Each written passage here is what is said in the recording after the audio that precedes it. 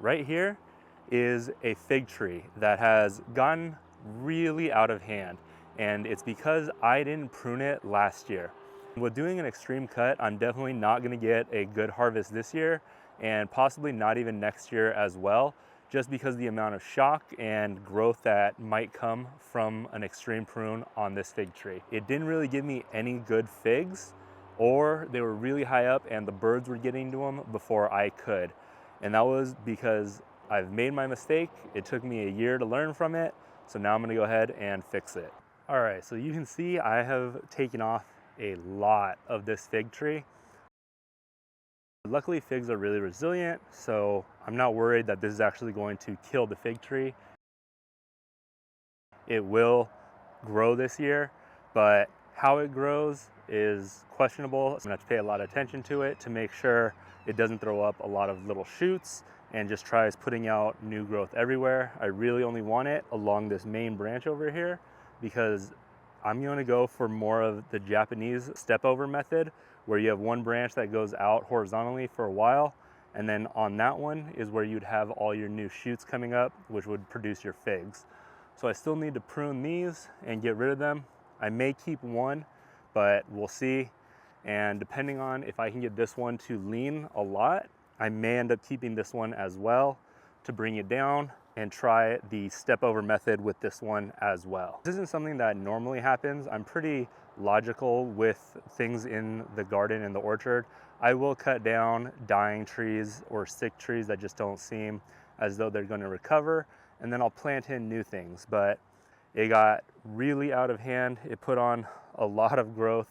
Don't be afraid to just cut down a tree if it's in the wrong place. If it's not healthy, it's not producing well, then cut your losses and plant something new, let something new grow and give you something else from it if something isn't working. I do want to note real quick that a lot of these cuts aren't the final cut. I will come back with my handsaw and I will cut them closer to the actual collar. That way they will heal over better. But I did want to get just a quick cut down. That way I could kind of get a layout of the tree and how I want it to be. So I do need to still come back and clean up all of these cuts because they are kind of jagged, and I don't want to leave exposed tree bark for an infection or bugs to get into and cause problems for the tree later on. So I'm going to go ahead and finish cutting this down. All right, so I know this looks pretty extreme because I cut off about 90% of this fig tree, and it is absolutely an extreme cut, but it's something that needed to be done. And I couldn't just continue to let this grow and create just a massive amount of shade just because I liked that it was a large fig tree. It wasn't producing any figs, and that's kind of the goal of my property, is to make sure that everything has its place and is being fruitful. So I wanted to make sure that this fig tree will actually produce figs, and it will also allow more growth for my citrus trees and my other fig tree that are on the east side of this hill. The days get longer and the sun starts to change its path. This tree was actually blocking out my other fig tree, and I believe that's a black madrina. So that's a really good fig, but that doesn't put on a lot of growth because it was getting so blocked out from sunlight from this fig tree. So I will be able now to get more sunlight to that fig tree, and hopefully that will put on a little bit of growth, which will allow for more fig production out of it. Key takeaway from this is don't be overly attached to these trees. They do need to be trimmed. It's no different than doing a haircut or trimming your fingernails.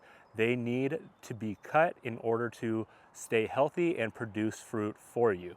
So this is an extreme cut, but it's something that needed to be done, and it's also going to allow more things to happen in the garden for all the plants around it as well, which is also important because I want everything around it to also be healthy, so that way I don't lose anything individually or a whole area because of unhealthy plants. I still have quite a bit more to go where I need to go ahead and get my handsaw so I can do these nice final cuts on these limbs that I took, and I also need to get my loppers so I can start pruning down exactly which ones I want and the sizes. That way they can hopefully produce and give me lots of figs this year. Go in the garden, go get dirty, and I'll see you on the next one. Bye.